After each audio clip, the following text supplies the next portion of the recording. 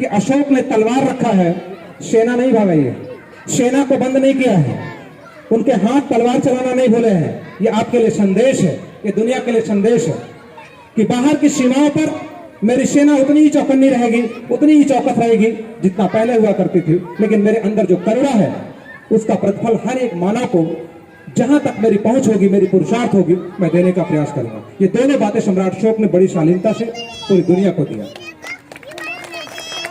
इतिहासकार एक पक्ष को देखता है, वो अंधा है, वह विद्वेष की भावना में लिख रहा है या अज्ञानता में लिख रहा है। इसलिए ऐसे इतिहासकारों को पढ़ते वक्त हमें भी बड़ा सजग रहने की जरूरत है।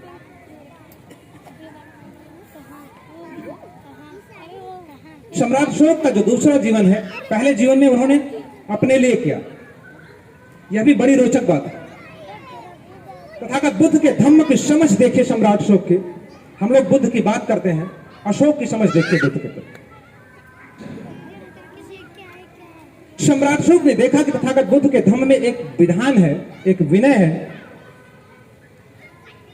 कि 25 साल तक ज्ञानार्जन का समय है,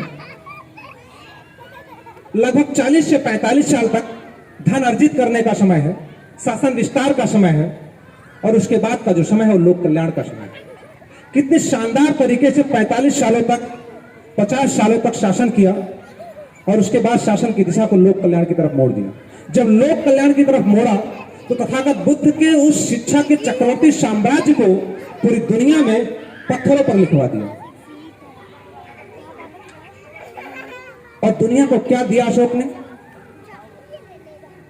सम्राट अशोक ने दुनिया को जो दिया, विश्व शांति का जो संदेश दिया, वह केवल कहा नहीं, केवल लिखा नहीं, बल्कि उसको जीवन के यथार्थ में लागू किया। हमें से बहुत सारे लोग यहां पे हैं, अगर किसी मेले में मेरा बच्चा गुम हो जाए तो मेरी स्थिति अच्छी रहेगी या बुरी रहेगी? आप में से किसी का बच्चा अगर गुम हो जाए कुछ पल के लिए तो बेचैनी होती है मन में। हमने गांव में बचपन में देखा है कि जब कोई बच्चा घर से पहली बार बाहर जाता है, चाहे वो पढ़ने के लिए जाए, कमाने के लिए जाए, तो माँ बाप को बड़ी चिंता होती है। आप सबको भी होती है कि नहीं? अब समझिए, सम्राट अशोक इतने परिपक्व, अंदर से कितने मजबूत रहे होंगे कि अपनी बेटी और बेटे, कलेजे के टुकड़े को यह जानते हुए भी कि आज के बाद मैं इनका चेहरा नहीं देख पाऊंगा, आज के बाद इनसे मेरी मुलाकात नहीं हो पाएगी, मैं संवाद नहीं हो पाऊंगा, इनके साथ कुछ भी घटना घट सकती है, धम्म के प्रचार के लिए श्रीलंका भेज देते हैं। और हमारा बेटा डेयरी से बाहर जाता है तो आंसू बहाने लगते हैं। दुनिया को सम्राट अशोक का पहला संदेश है कि ऐ दुनिया के लोगों, मैंने आज के बाद जो संकल्प लिया है, इसे पूरा करने के लिए मुझे खुद को भी मिटाना पड़ेगा, तो मुझे कोई तकलीफ नहीं होगी, बल्कि खुद को मिटा के भी आपकी सेवा करने में मुझे खुशी होगी। यह दुनिया को संदेश दिया सम्राट अशोक ने अपने कलेजे के टुकड़ों को श्रीलंका भेज करके। और क्या दिया सम्राट अशोक ने? संजय जी ने अर्थव्यवस्था की बात की, बड़ी बारीकी से सारी बात को रखा। मैं उस बात को मैं समझता हूं कि उन्होंने बड़ी बारीकी से रखा, इसलिए उससे हटते हुए जो तीसरी सबसे महत्वपूर्ण चीज सम्राट अशोक ने दी, हमारे संविधान के प्रेम्बल में एक शब्द का जिक्र है, पंथ निरपेक्ष। हम लोग बड़ा कंफ्यूज हो जाते हैं। अभी किसी साथी ने कहा कि धम्म और धर्म में बड़ा कंफ्यूजन है, तो जो इतिहासकार हैं अज्ञानता में उन्होंने धम्म का जो अंग्रेजी में अनुवाद किया, हिंदी में अनुवाद किया, वो रिलीजन किया। हिंदी में धर्म और अंग्रेजी में रिलीजन। जबकि सम्राट अशोक का धम्म से धर्म का कोई लेना देना नहीं है। सम्राट अशोक के धम्म का धर्म से कोई लेना देना नहीं है। सम्राट अशोक का धम्म कैसा है? सम्राट अशोक का धम्म कहता है बहुश्रुत होना चाहिए, आदमी को बहुश्रुत होना चाहिए। आपको सुनने, अगर मैं अपनी बात सुना रहा हूं तो आपको सुनने की क्षमता भी मेरे अंदर होनी चाहिए। अगर मैं अपने आप पे गर्व कर रहा हूं तो आपके गर्व को बर्दाश्त करने की क्षमता भी मेरे अंदर होनी चाहिए। सम्राट अशोक कहते हैं कि जितने भी पंथ हैं, जितने भी मत मतांतर हैं मेरे साम्राज्य में, उन सभी को स्वतंत्रता है अपनी बात कहने का, दूसरों की बात सुनने का। और क्या था उनके धम्म का? जो भी मेरी प्रजा है मेरे पुत्र के समान है, ये मेरा धम्म है। पूरी वसुधा मेरे लिए कुटुंब के समान है, और इस वसुधा में मेरे शासन क्षेत्र में रहने वाली सारी प्रजा मेरे पुत्र के समान है। इतना नहीं, परिवार की अंतिम इकाई जिसे चंद्रगुप्त ने बड़े शानदार तरीके से स्थापित किया था, उसको और बारीकी से सजाया संवारा। सम्राट अशोक ने कहा कि जो भी लोग मेरे राज्य में रहते हैं उन्हें अपने से बड़ों का आदर करना चाहिए। बच्चों की जो आंगन है उनका अच्छे से ख्याल रखना चाहिए। दास दासियों का, ये सारी चीज शिलालेखों पर उन्होंने खुदवाया। दुनिया को ये जो देन है, इसका नमूना संविधान में आप देखिए। आप में से कुछ लोग या सभी लोग जानते होंगे कि जब किसी कैदी को फांसी की सजा होती है तो उसके पीछे कुछ प्रोटोकॉल होता है। क्या प्रोटोकॉल होता है? आजाद भारत में जो प्रोटोकॉल है वो ये है कि किसी भी कैदी को जब मृत्युदंड दिया जाता है तो उससे पहले उसके परिवार, मृत्युदंड की फांसी होने से पहले उसके परिवार, उसके नाते रिश्तेदारों को मिलने का उसको मौका दिया जाता है और उसकी अंतिम इच्छा पूछी जाती है। मैं सही बोल रहा हूं? भारतीय संविधान के अनुसार सम्राट अशोक ने जब धम्मघोष किया तो उन्होंने कहा कि आज से मेरे जितने भी बंदी हैं जिन्हें मृत्युदंड दिया जा रहा है उनको 3 दिन का अवसर दिया जाएगा। उनके जीवन की कोई अंतिम इच्छा हो, किसी से मिलना चाहते हो, कोई बात कहना चाहते हो तो उन्हें अवसर दिया जाए। और अगर कुछ नहीं कहना चाहते हैं तब भी जो पूज्य भिक्षु संघ है, उनके परिवारीजन हैं, कम से कम 3 दिन उनके साथ बिताए और उनके कर्मों का उन्हें दंड तो मिलेगा लेकिन गरिमापूर्ण मृत्यु उनको प्राप्त हो। कितना शानदार प्रणाली दिया उन्होंने दुनिया को, जिसका पूरी दुनिया आज भी अनुपालन कर रही है। सम्राट अशोक ने दुनिया को बहुत सारी चीजें दिया धम्मघोष करने के बाद, जिस पर हमारा इतिहास मौन है। लेकिन हम लोगों को इन तमाम चीजों को लोगों के बीच में, आम जनमानस के बीच में लेके जाना है कि सम्राट अशोक ने धम्मघोष के बाद लोगों को क्या दिया, दुनिया को क्या दिया।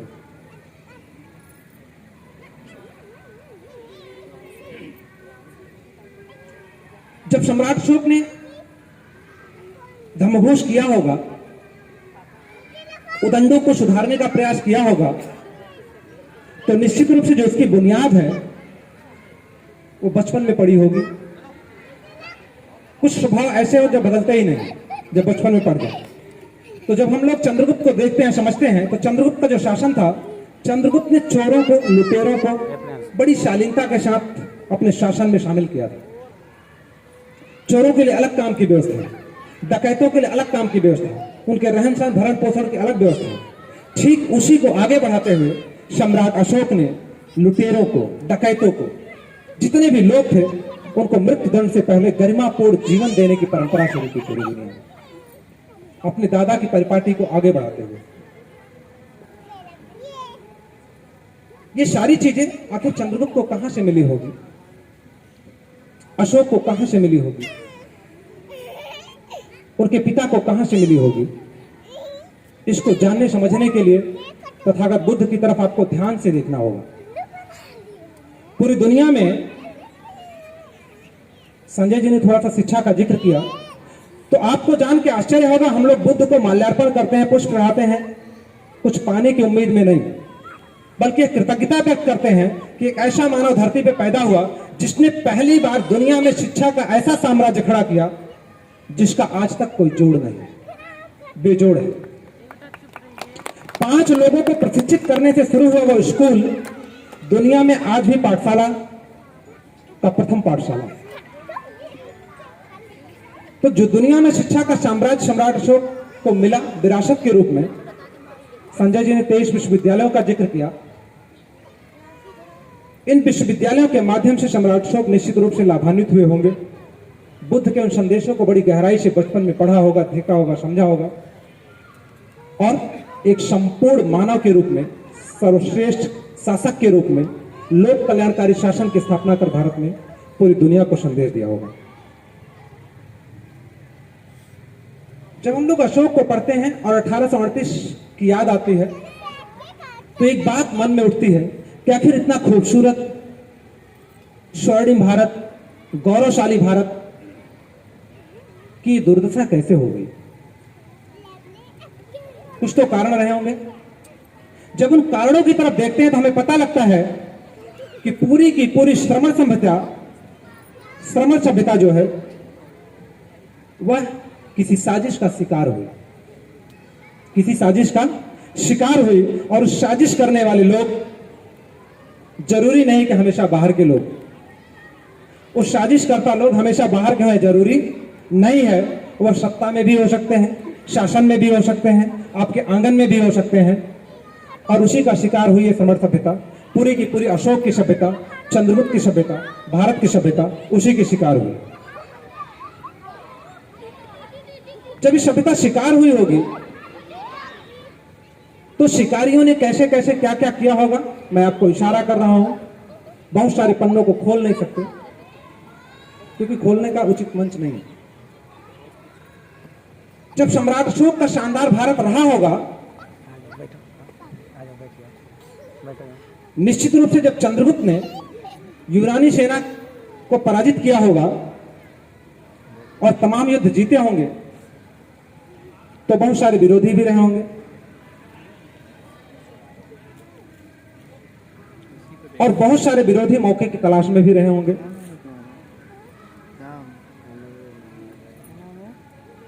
हमारे घरों में एक परंपरा रही है शाम को दिया जलाने की। माताएं यहां बैठी हैं, आधुनिक भारत हो गया है, अब हम बालकनी में दिया जलाते हैं, ताली बजाते हैं, थाली बजाते हैं। लेकिन पहले ऐसा नहीं था। शाम को दिया हमारे घरों में जलाती थी हमारी दादी, अंधेरा होते ही दिया जला दिया जाता था। मैं सही बोल रहा हूं? यह तो दिया जलाने की परंपरा है बड़ी खास है। ये जो दिया जलाने की परंपरा रही है वह श्रमणों की रही है, वह अशोक की रही है, वह भारत की रही है। दिया जलाने की परंपरा और व्रत रखने की परंपरा। कल भी व्रत रखने का दिन है क्या? आप में से कोई है?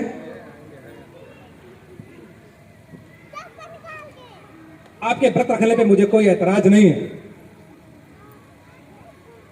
लेकिन व्रत रखा क्यों जाता था मैं इसका जिक्र जरूर करूंगा।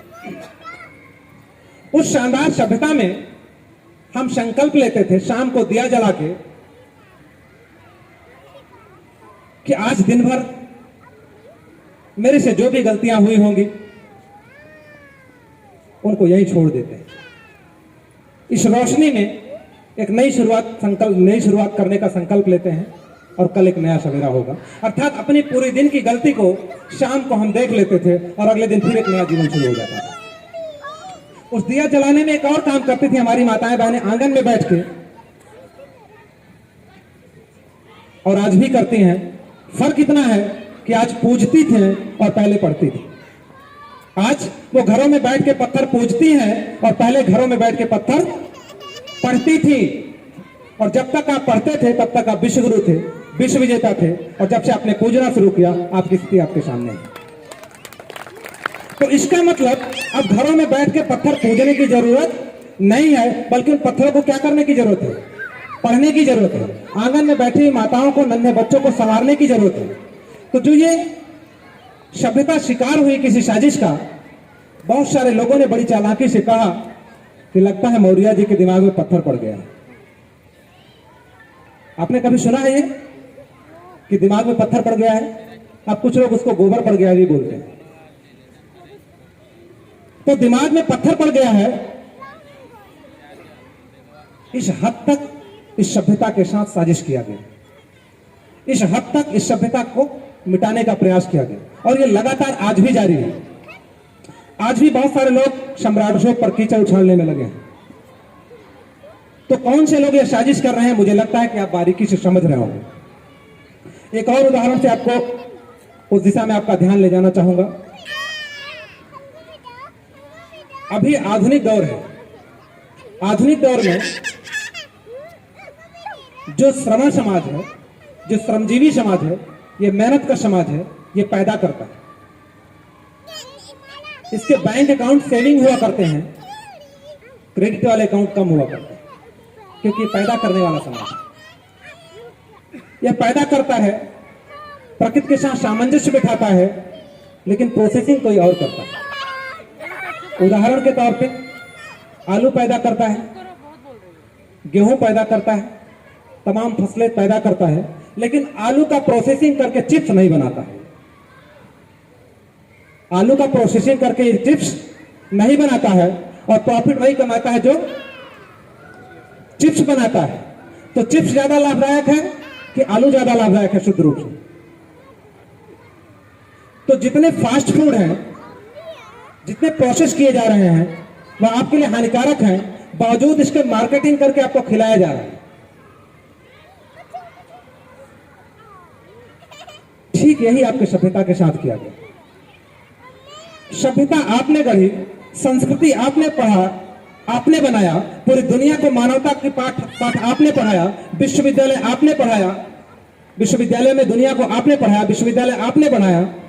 अब कुछ लोग उन सभ्यता पर बड़ी चालाकी से अपने अनुसार मॉडिफाई करके उससे धन अर्जित कर रहे हैं।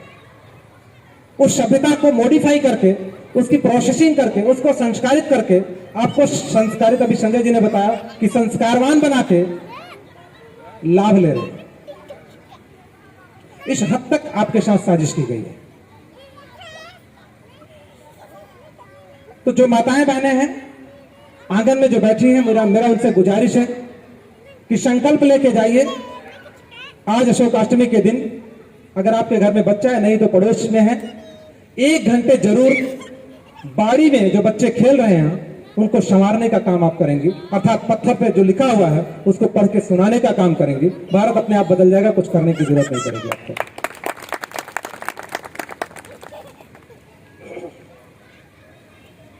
कल 10 अप्रैल है। आप लोग ध्यान से सुने, इसलिए मैं पूरी बात करने का प्रयास कर रहा हूं। कल 10 अप्रैल है और उस महामानव का जिक्र किए बिना बात पूरी नहीं होगी, इसलिए जरूरी है आज इस मंच से उसकी भी चर्चा की जाए। क्योंकि सम्राट अशोक ने बुद्ध के जिस शिक्षा के साम्राज्य को आगे बढ़ाया था, गुलाम भारत में, लाचार भारत में, बेबस भारत में उस शिक्षा के आंदोलन को खड़ा करने का जो काम किया महात्मा ज्योतिबा फुले ने, उस पर चर्चा करना जरूरी है। एक अबोध बालक परिवेश में मिले मौके के दम पर स्कूल में पहुंचता है तो उसके साथ बहुत सारा भेदभाव होता है, बड़ा होता है पढ़ लिख करके, उसको अपने परिवार से समर्थन नहीं मिलता है कि शिक्षा के क्षेत्र में काम कर सके। और आज हमारे बहुत सारे पढ़े लिखे लोग, जब उनसे सामाजिकता की बात की जाती है, उनसे भारत को समझने की बात की जाती है, तो उन्हें लगता है कि मैंने बहुत कुछ हासिल कर लिया है, मैं बड़े ओहदे पे हूं, अच्छा पैसा कमा रहा हूं, अच्छा सम्मान मिल रहा है। ऐसे लोगों को पीछे मुड़ के 1838 की उस घटना की तरफ देखने की जरूरत है, जब एक नवविवाहित युगल को समाज के दबाव में, विषमताकारी ताकतों के दबाव में उनके माँ बाप लाचार होकर घर से निकाल देते हैं, सिर्फ इसलिए कि वो चाहते हैं कि भारत फिर से पढ़े और फिर से आगे बढ़े। ऐसे महानायक का कल जन्मदिन है। तो शिक्षा का जो वर्तमान स्वरूप है, ज्योतिबा फुले ने जो प्रयास किया, हम उस कलम को पकड़ नहीं रख सके, बहुत देर तक पकड़े नहीं रख सके, हम छोड़ के घोड़े की लगाम पकड़ने चले गए, हमसे गलती हुई। लेकिन अभी भी मौका है कि ज्योतिबा फुले का कल जन्मदिन है, हम लोग संकल्प ले कि वापस उस कलम की ताकत को पहचानेंगे और कलम पे अपनी पकड़ को मजबूत बनाएंगे। लेकिन जो विरोधी ताकतें हैं वह इतना आसानी से आपको करने नहीं देंगे, जो साजिश करता है इतने आसानी से आपको छोड़ेंगे नहीं। इसलिए मैं भारत की शिक्षा व्यवस्था पर प्रकाश डालना चाहूंगा संक्षिप्त में। पूरे भारत में 15 लाख स्कूल हैं, पूरे भारत में 15 लाख स्कूल हैं, 4.5 लाख के आसपास निजी स्कूल हैं, बाकी सरकारी स्कूल। आप में से कितने लोग सरकारी स्कूलों की स्थिति से संतुष्ट है? जरा हाथ उठाइएगा। जो सरकारी स्कूलों की स्थिति से संतुष्ट है, शायद कोई नहीं। आखिर इन 11 लाख स्कूलों में पढ़ते किसके बच्चे हैं?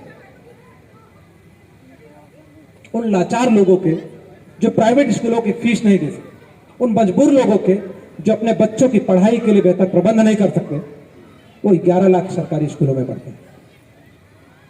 और इस कोरोना काल में 2 करोड़ बच्चे शिक्षा से बाहर हुए हैं, जिनकी प्राइमरी पाठशाला की शिक्षा भी पूरी नहीं हो पाएगी। यह प्राइमरी स्टेज की शिक्षा व्यवस्था का स्थिति है। उच्च शिक्षा की तरफ बात करें तो हम लोग बचपन में सुनते थे कि सरकारी स्कूलों से पढ़कर हमारे दादाजी सर्विस में आए थे, सेवा में आए थे। बिहार के बहुत सारे अधिकारी हुआ करते थे, आईएएस पीसीएस बना करते थे जिन स्कूलों से। आज वह किसी दुर्दशा का शिकार है। जब मैंने इस स्थिति को देखा तो मुझे लगा कि भारत की उच्च शिक्षा की तरफ भी देखा जाए, तो मैं आपको भारत के सबसे बड़े एशिया की जो सामाजिक शोध संस्थान है TISS, चूंकि मैं उसका स्कॉलर रहा, उसका एक डाटा शेयर करता हूं ताकि आपको भी समझ में आए कि भारत की वर्तमान शिक्षा का परिदृश्य क्या है। 2013-14 की रिपोर्ट के अनुसार भारत में 745 विश्वविद्यालय थे जिसमें नेशनल इंपॉर्टेंस के इंस्टीट्यूशन शामिल नहीं है। आज 1075 विश्वविद्यालय हैं। इन 6 सालों में हमने काफी उन्नति किया। क्या बनाने में? विश्वविद्यालय। यह विश्वविद्यालय किसने बनाया है? आप में से किसी को मालूम है क्या? आपके आसपास किसी जानने वाले ने विश्वविद्यालय बनाया है क्या? दूर के नाते रिश्तेदार ने बनाया है क्या? आपके किसी मित्र ने बनाया है क्या? तो आखिर ये विश्वविद्यालय बना कौन रहा है? और इन विश्वविद्यालयों का बनने का जो प्रक्रिया है, उससे जो प्रोडक्शन हो रहा है, जो आउटकम आ रहा है, उसको देख के आपको और आश्चर्य होगा। 2013 का जो डेटा है वो कहता है कि भारत से हर साल 30 मिलियन ग्रेजुएट्स पास आउट होते हैं। 30 लाख ग्रेजुएट बच्चे ट्रेडिशनल ग्रेजुएशन करके पास आउट होते हैं। और जब वही शोध रिपोर्ट हम लोग देखते हैं तो पता लगता है कि उस 30 लाख जो ग्रेजुएट पास आउट होते हैं, उनमें से मात्र 8 से 10% ऐसे होते हैं जो किसी काबिल होते हैं, जिनमें से 2% अपना रोजगार शुरू कर लेते हैं, 8% किसी सेवा में चले जाते हैं। बाकी के 90% बच्चे ग्रेजुएशन करने के बाद क्या करते हैं? न विश्वविद्यालय को पता है, न सरकार को पता है, न कॉलेज को पता है, न समाज को पता है, न उनके माँ बाप को पता है कि वो बच्चे कर क्या रहे हैं। यह आपके शिक्षा व्यवस्था की स्थिति है। मैं गलत तो नहीं बोल रहा हूं। पूरे देश की स्थिति यह है कि हमारा उच्च शिक्षा का जो तंत्र है कोलैप्स हो चुका है। इस पीड़ा को जब कुछ लोगों ने रखा, अच्छा प्रयास शुरू किया, तो नई शिक्षा नीति लाई गई है। 2020 मई में नई शिक्षा नीति लाई गई है। नई शिक्षा नीति से पहले एक और महत्वपूर्ण शिक्षा नीति लाई, शिक्षा में परिवर्तन किया गया था 2009 में। चूंकि ज्योतिबा फुले का कल जन्मदिन है, इसलिए शिक्षा के स्वरूप में मैं चर्चा कर रहा हूं। शिक्षा कैसी होनी चाहिए उस पर आपको सोचने समझने की जरूरत है। 2009 में एक राइट टू एजुकेशन एक्ट लाया गया।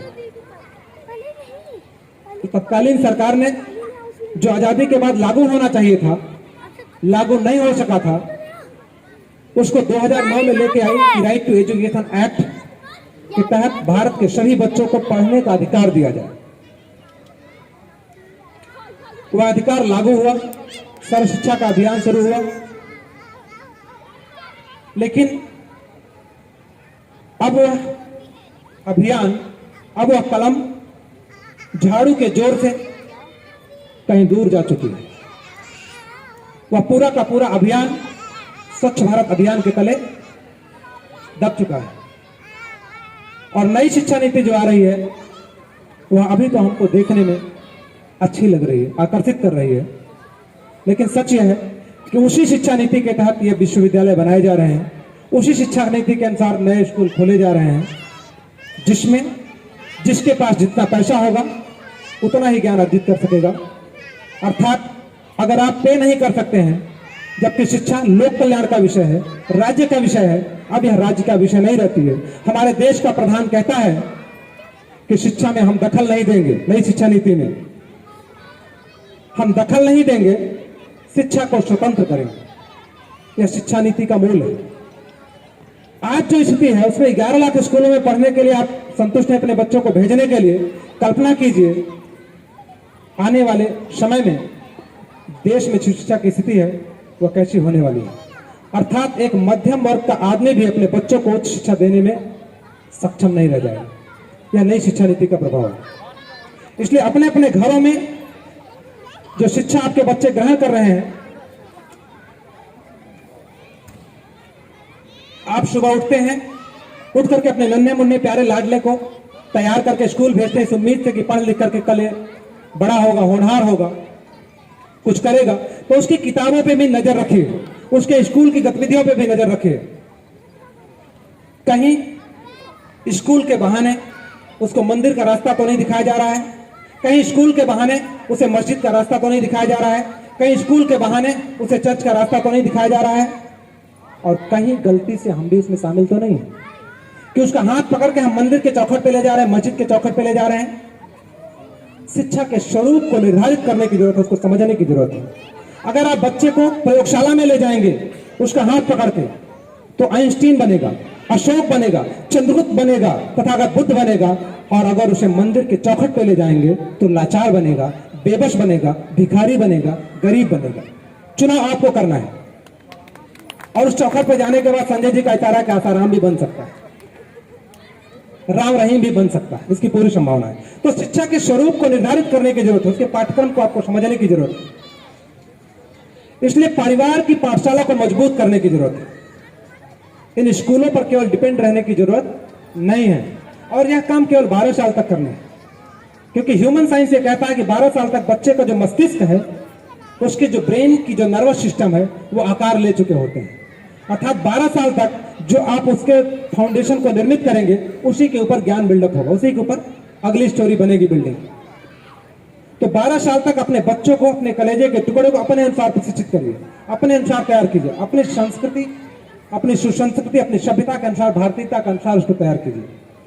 उसी खिला पिलाकर बड़ा करके किसी और अखाड़े में जाने मत दीजिए।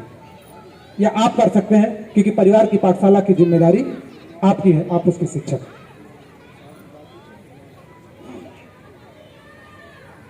मैं राजनीतिक टिप्पणी नहीं करना चाहता, क्योंकि सम्राट अशोक ने एक शानदार सुशासन स्थापित किया था और सम्राट अशोक के चाहने वाले इस देश के राष्ट्र निर्माताओं ने, संविधान निर्माताओं ने बड़ी आशा और उम्मीद के साथ अशोक की बातों को संविधान में पिरोया था कि कभी भारत ऐसा था और अगर उस रास्ते पे हम चलेंगे तो फिर से हमारा भारत वैसा बन जाएगा। इस उम्मीद के साथ भारत के संविधान को उन्होंने रचना की।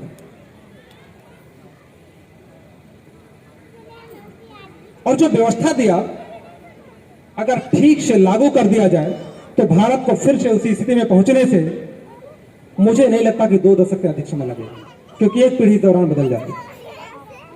तो जो लोग इस बात को समझ रहे हैं, थोड़ा बहुत, ऐसे बहुत से लोगों के एक मन में लगातार जिज्ञासा है, वो लगातार प्रयास कर रहे हैं कि राजनीति की दिशा को बदला जाए। बहुत सारे लोग यह भी कहते हैं कि राजनीति की दिशा को बदलने का एक तरीका है, अभी पूर्व वक्ता उन्हें इस पर भी प्रकाश डाला, वो है मत। लेकिन ऐसे तमाम विद्वानों से मैं गुजारिश करूंगा कि जब बाढ़ का पानी होता है तो उस बाढ़ के पानी में केवल पानी होता है कि और कुछ भी होता है? जो बाढ़ का गंदा पानी होता है उसमें केवल पानी होता है कि और कुछ भी होता है? बहुत कुछ होता है। जो नदियां बाढ़ का पानी लेके आती है अपने साथ बहुत सारा गाद लाती है, जंगल के तमाम झाड़ झंखाड़ जो भी उनको रास्ते में मिलता है उनको बहा लाती है।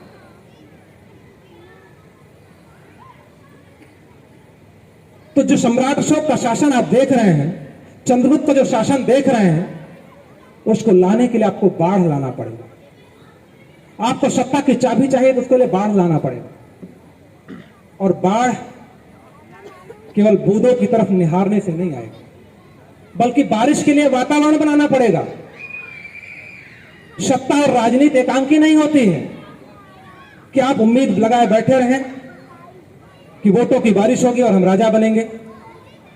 ऐसा होता नहीं है। आपको वातावरण निर्मित करना पड़ेगा। आपको बाढ़ के लिए, मानसून के लिए गर्मी पैदा करनी पड़ेगी और तब बारिश होगी। थोड़ी बारिश होगी तो उमस बढ़ेगी, और बारिश होगी तो उमस बढ़ेगी, लेकिन जब घनघोर बारिश होगी तो बाढ़ आएगी और फिर जितनी भी बाधाएं हैं उनको बहा के अपने साथ ले जाएगी और तब आप सम्राट अशोक और तंदुरुस्त किस तरह कुछ कर पाएंगे। तो ऐसे विद्वानों से मेरा निवेदन है कि उस धारा को एकांकी रूप में मत सोचिए, संपूर्णता में सोचिए, तब जाकर के कुछ सफलता मिल सकती है।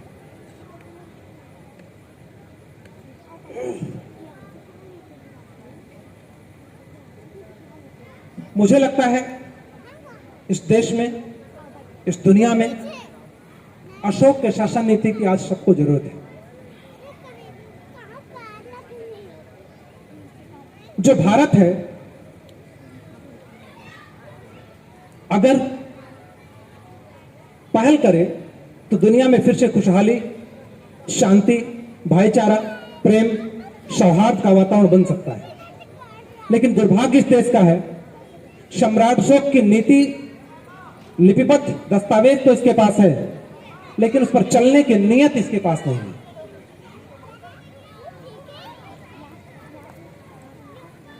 मैं ऐसा क्यों कह रहा हूं? क्योंकि बहुत सारे लोग,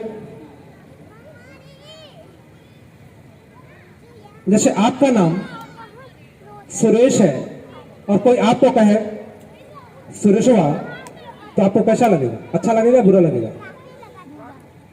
अच्छा लगेगा, बुरा लगेगा? बुरा लगेगा। तो भारत का क्या नाम है? भारत का क्या नाम है? Bharat, that is India. लेकिन बहुत सारे लोग, विद्वान लोग, भारत को कुछ और नाम देने के फिराक में हैं। बहुत सारे लोग भारत के नाम को बिगाड़ने के फिराक में हैं, अर्थात उस सभ्यता की प्रोसेसिंग करने में लगे हैं। प्रोसेस करके नया प्रोडक्ट अपने लाभ के लिए बनाना चाहते हैं और भारत की जो विशुद्ध रूप से अखंडता है उसको तान बनाना चाहते हैं, तान करके तान तान बनाना चाहते हैं। ऐसे लोगों से भी आपको होशियार रहने की जरूरत है। ऐसे लोगों से भी आपको सजग रहने की जरूरत है, क्योंकि किसी विद्वान ने कहा है, eternal vigilance is the power of liberty and safety. अगर आप ये समझते हैं कि मैं नौकरी पाकर के स्वतंत्र हूं, सुरक्षित हूं, तो आप भ्रम में हैं, आप खतरे में हैं। अगर आंतरिक जागरूकता, सतत जागरूकता नहीं है, तो यह स्वतंत्रता बहुत दिन तक चलने वाली नहीं है। आप तो स्वतंत्रतापूर्वक जी लेंगे, लेकिन आने वाली आपकी पीढ़ियों को स्वतंत्रता नसीब नहीं होगी। इसलिए जो लोग तान बनाना चाहते हैं, तान तान कर भारत को, ऐसे लोगों को भी आपको संदेश देने की जरूरत पड़ेगी। आज इस कार्यक्रम के लिए मैं जब घर से निकला तो जिस भी मार्केट से मैं गुजरा, मैं अजीब तरह का नजारा देख रहा था। आज दुनिया सम्राट अशोक के लोक कल्याणकारी दिन को पर्व के रूप में मना रही है। जहां जापान अशोक की पूजा कर रहा है, थाईलैंड अशोक की पूजा कर रहा है, श्रीलंका अशोक की पूजा कर रहा है, म्यांमार अशोक की पूजा कर रहा है, तिब्बत ताइवान अशोक की पूजा कर रहा है। भारत के लोग एक अजीब तरह की पागलपन में लगे हुए हैं। इस देश की गौरव गरिमा जिस ध्वज से है उसका अता पता नहीं, दूर दूर तक दिखाई नहीं दे रहा था, और पूरे बाजार, नगरों, गलियों का जो सजावट है, जो नजारा है, वो बेचैन करने वाला है, असहज करने वाला है। खासकर उन लोगों को जो भारत है, जो भारतीय हैं, जिन्हें भारतीयता से मोहब्बत है। हम में से बहुत सारे लोग जब 26 जनवरी आते हैं तो हम सोचते हैं कि ये तो सरकारी पर्व है, सरकार तो मना ही रही है, मेरी क्या जरूरत है।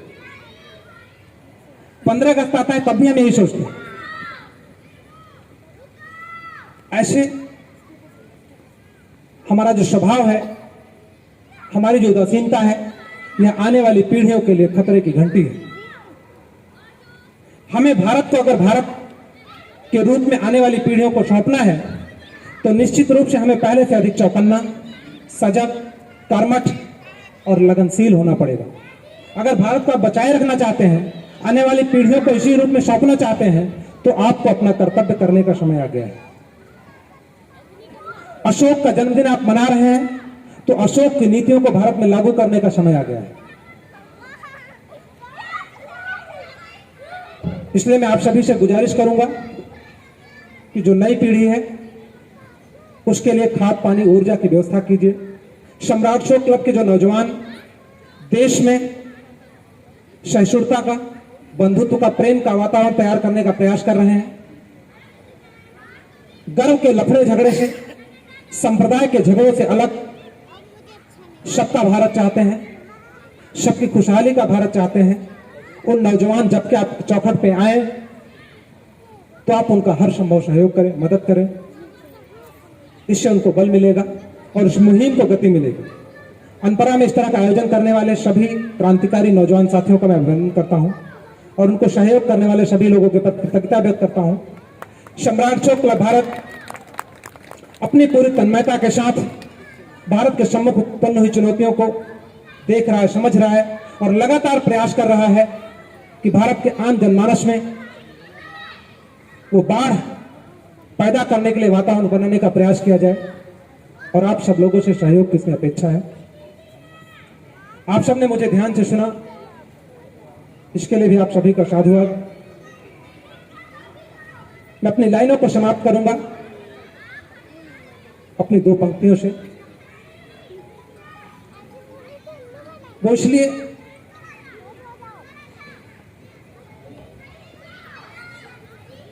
जरूरी इसलिए है कि दुनिया में परिवर्तन समय की मांग है। एक समय चंद्रगुप्त अशोक उस परिवर्तन के वाहक बने थे, तो हमारे पास भी मौका है, हम भी उस परिवर्तन का वाहक बन सकते हैं।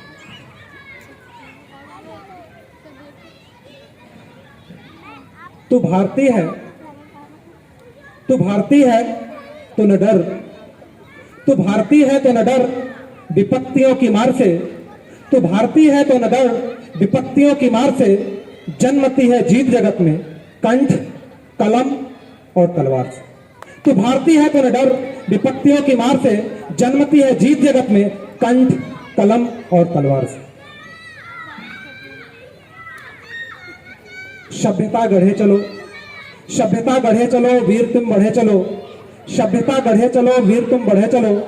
धम्म की बयार हो, धम्म की बयार हो, हृदय जरा विशाल हो, अब चाहे युद्ध आर पार हो। सभ्यता गढ़े चलो, वीर तुम बढ़े चलो, सभ्यता बढ़े चलो, वीर तुम बढ़े चलो। आप सबने मुझे ध्यान से सुना, इसके लिए बहुत बहुत साधुवाद। जय भारत, श्रेष्ठ भारत, अखंड भारत, अतुल्य भारत। आप सभी को अभिनंदन।